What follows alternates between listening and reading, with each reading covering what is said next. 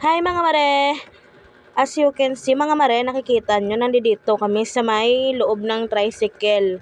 Hindi na nga pala kami nag-e-bike mga mare kasi hindi ko nga kaya dahil para akong nahihilo ba. Dahil yung kabilang tenga ko mga mare, hindi nga makarinig.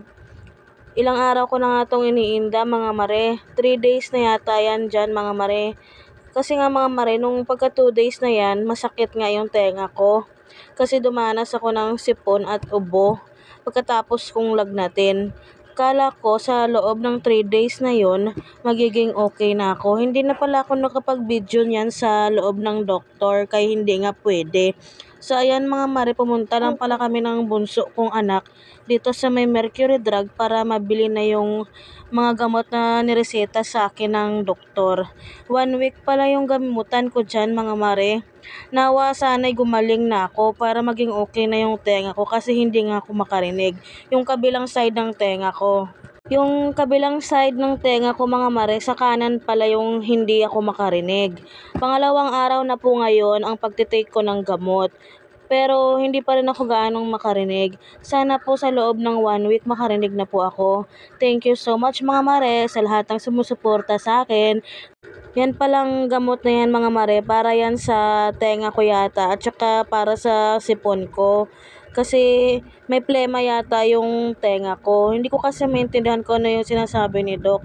Basta ang mahalaga ay makainom ako ng gamot kasi parang akong groggy ba? Parang ganon. Kaya hindi na ako nakapagmaneho ng e-bike. Kaya nag-tricycle na lang kami ng bunso kong anak. Dalawang klaseng gamot pala yan mga mare, yung iinumin ko. Pagkatapos ko pala dyan magbili ng gamot, tapos na rin naman kami kumain dyan ng anak ko ng pananghalian.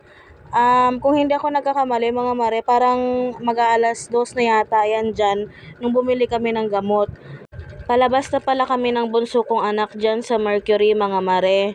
Iinom na lang pala ako ng gamot sa labas ng Mercury. At ayan nga po pala mga mare, nandito na kami sa labas ng Mercury. Dito na lang po pala ako iinom ng gamot. Pamili na rin pala ako ng tubig mga mare para makainom na rin po ako ng gamot. Kasi yung dalawang gamot po na yan na iba't ibang klase, tagta 3 times a day po ang dapat na iniinom ko dyan. Kaya kahit na may nararamdaman po ako mga mare, pinipilit ko na rin po talagang tumawa para sa mga anak ko. Dahil nga sa nahihirapan nga akong hindi makarinig, parang akong groggy na nahihilo na parang lalagnatin, kaya mixed emotion po talaga mga mare.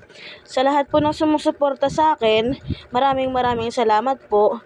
Please don't forget to subscribe and click the notification bell para mas updated ka sa aking mga videos. Yan palang gamot na yan na iinumin ko, yan pala yung gamot para sa sipon ko, nang mawala na po yung sipon ko. Para lang po yan siyang nips. Tapos medyo matamis po. Hindi lang pala ngayon nangyari to sa akin mga mare. Pangatlong beses na pala nangyari sa akin to na hindi ako makarinig tuwing sinisipon at inuubo ako.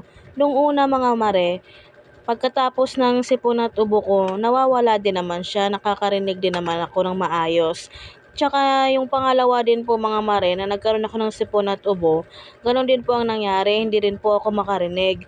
So ngayon po, yung pangalawa po na yon, nakarinig naman po ako nung natapos na po yung sipon at ubo ko. At ito na nga po yung pinaka-worst na nangyari sa akin kasi pagkatapos po ng 3 araw ng lagnat ko, hindi ko po akalain na akala ko okay na ang lahat, tapos na yung lagnat ko, pero pagkatapos pala nun, ito na pala ang nangyari. May sipon at ubo na pala ako nun. Tapos hindi na ako makarinig ng maayos ng 3 araw. Umabot na po siya ngayon ng mga I think 6 days po or 1 week na mahigit. Yan po. Kaya napagdesisyonan ko na po. Pero ito pong pagkarinig, pag hindi ko pagkarinig na to, 3 araw po ito nung pagkatapos ng lagnat ko. After 3 days na pagkatapos ng lagnat ko, after 3 days ulit, na nagkaroon ako ng sipon at ubo, hindi na po ako nakarinig ng maayos. At ayan nga po, uminom na po ako ng pangalawang gamot ko.